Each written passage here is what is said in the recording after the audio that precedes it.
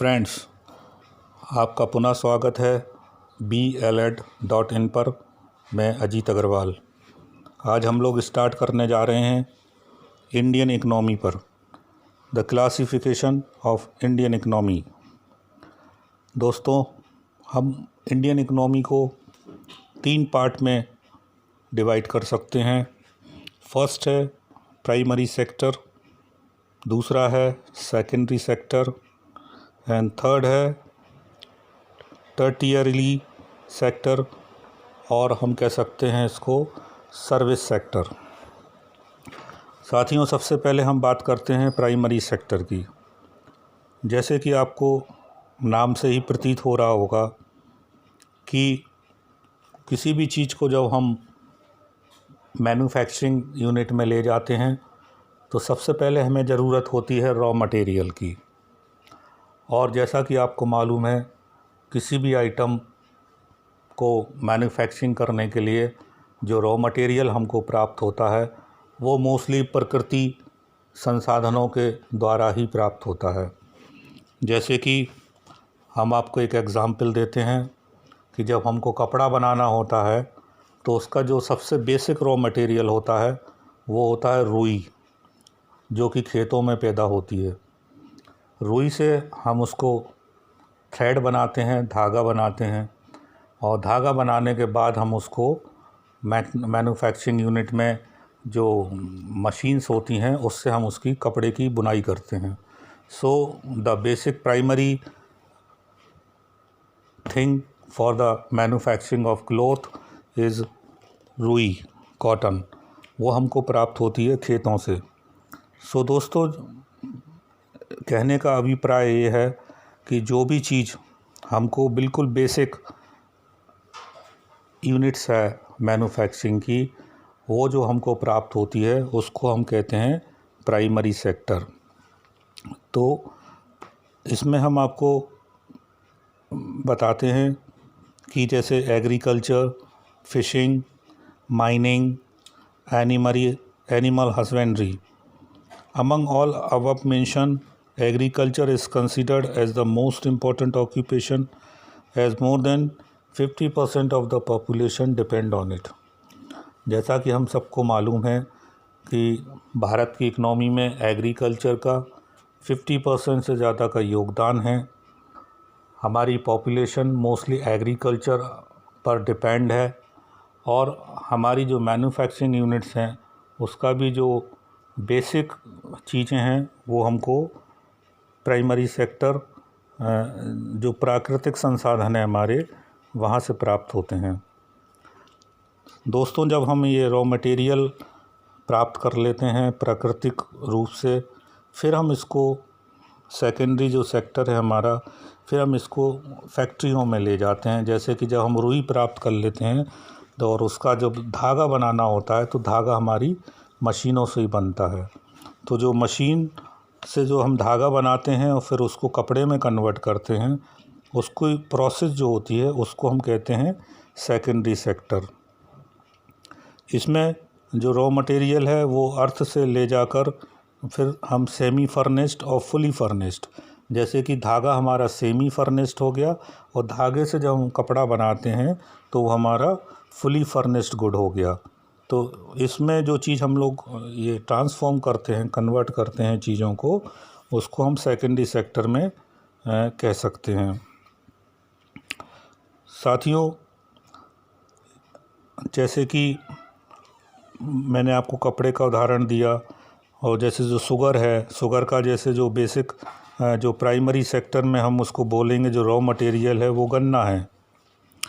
इसी तरह काफ़ी सारे आइटम हैं जो हम रॉ मटेरियल से फिर सेमी फर्नेस्ड और फुली फर्नेस्ड गुड्स में ट्रांसफ़र करते हैं।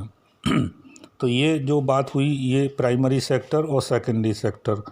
मुझे उम्मीद है कि आपने ये जो डिफरेंस है प्राइमरी और सेकेंडरी सेक्टर का, वो आपको आसानी से अब समझ में आ गया होगा। साथ ही जो हमारी मैन्युफैक्चरिंग यूनिट्स में माल तैयार हो जाता है तो उसके बाद हमारा एक तीसरा जो सेक्टर है जिसको कि हम कह सकते हैं सर्विस सेक्टर। इस माल को जब हम भेजते हैं बाहर, डिलीवरी देते हैं, तो हमें ट्रांसपोर्टेशन की ज़रूरत पड़ती है।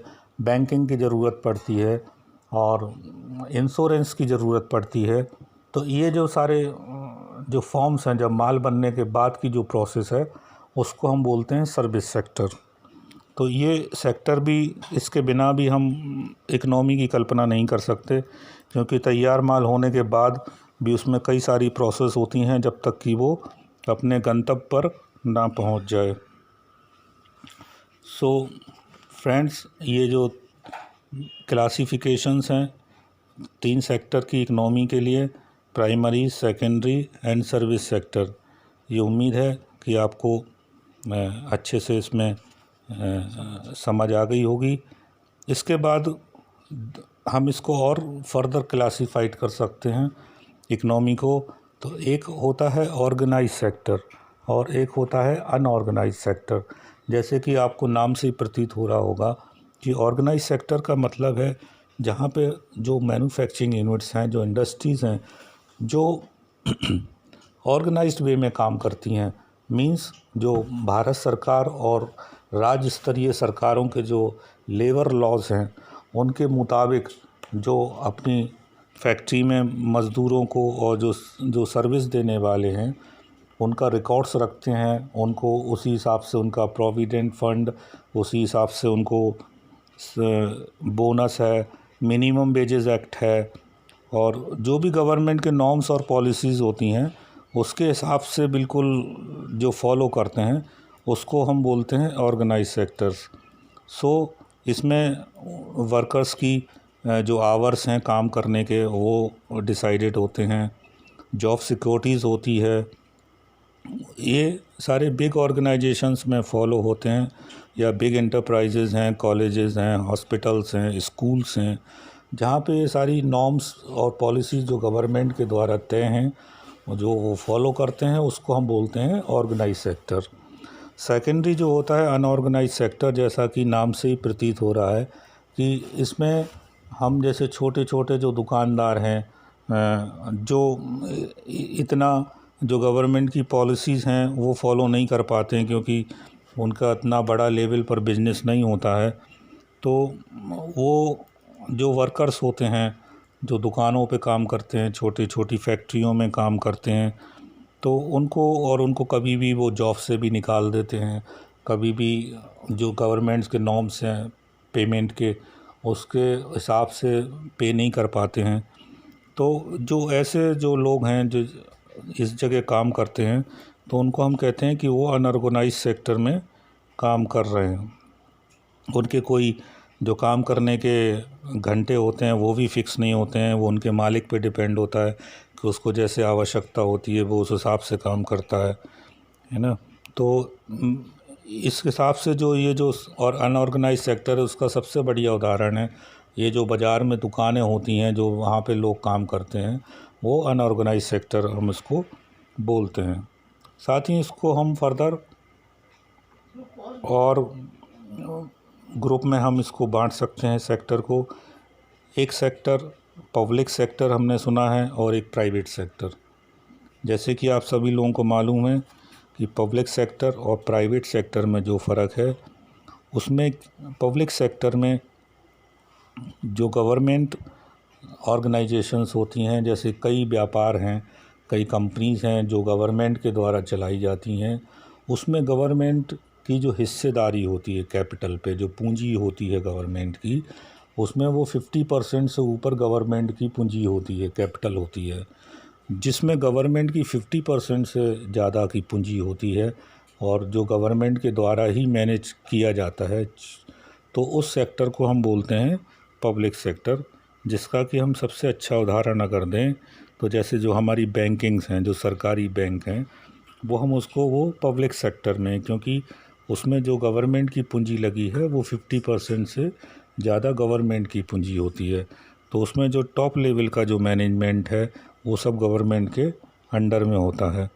जैसे कि दूसरा उदाहरण हम रेलवे का भी दे सकते हैं, और एटॉमिक एनर्जी के भी जो सुरक्षा से जुड़े हैं देश के, वो भी गवर्नमेंट के कंट्रोल में होते हैं और गवर्नमेंट ही उनको रन करती है। तो उस जो सेक्टर को हम बोल सकते हैं कि वो पब्लिक सेक्टर है। और इसी तरह प्राइवेट सेक्टर, जैसे कि हम नाम से ही मालूम है, पता चल रहा है कि जो प्राइवेट कंपनीज़ होती हैं जिनमें गवर्नमेंट की दखल नहीं होता है, प्राइवेट लोगों के द्वारा मैनेज की जाती है, प्राइवेट लोगों के द्वारा उसमें पूंजी लगाई जाती है, सारा जोखिम प्राइवेट लोगों के द्वारा ही होता है। तो ऐसी जो सेक्टर होते हैं उनको हम बोलते हैं कि वो प्राइवेट सेक्टर हैं।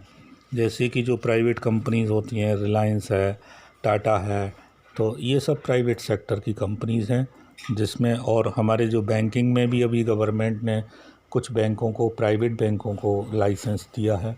जैसे कि उसका उदाहरण है एचडीएफसी बैंक। तो एचडीएफसी बैंक जो है वो प्राइवेट सेक्टर का बैंक है। इसमें जो पूंजी है जो प्राइवेट लोगों के द्वारा लगाई जाती है, उनका बोर्ड है, तो उसमें गवर्नमेंट का दखल नहीं होता है। उनको अपना कुछ सिक्योरिटीज़ जमा करनी होती है। और सबसे बढ़िया उदाहरण बैंकिंग में हम कह सकते हैं कि ये प्राइवेट सेक्टर है। और जो कंपनीज़ हैं, टाटा है, रिलायंस है, जिसमें उनके जो प्रोमोटर्स हैं उनका पैसा लगा हुआ है, वो प्राइवेट सेक्टर की कंपनियां हैं। सो मुझे उम्मीद है कि आज जो हमने इसमें आपको बताया कि क्लासिफिकेशन ऑफ इंडियन इकोनॉमी में सबसे पहले हम प्राइमरी सेक्टर, सेकेंडरी सेक्टर और उसके बाद सर्विस सेक्टर, और उसको फिर हम उसको और फर्दर डिवाइड किए तो उसको हम बोलते हैं organise sector and unorganise sector, and then further it has been divided to public sector and private sector. तो दोस्तों, मुझे उम्मीद है कि आपको आज अच्छा लगा होगा, और अगर आपको इसमें कोई डाउट्स हैं तो आप अपने कमेंट्स में मुझे लिख सकते हैं। और आपको इसके लिए लाइक ज़रूर करें और सब्सक्राइब करें हमारा चैनल BLED.in। हम आपसे फिर मिलते हैं किसी नए सब्जेक्ट के साथ। Thank you.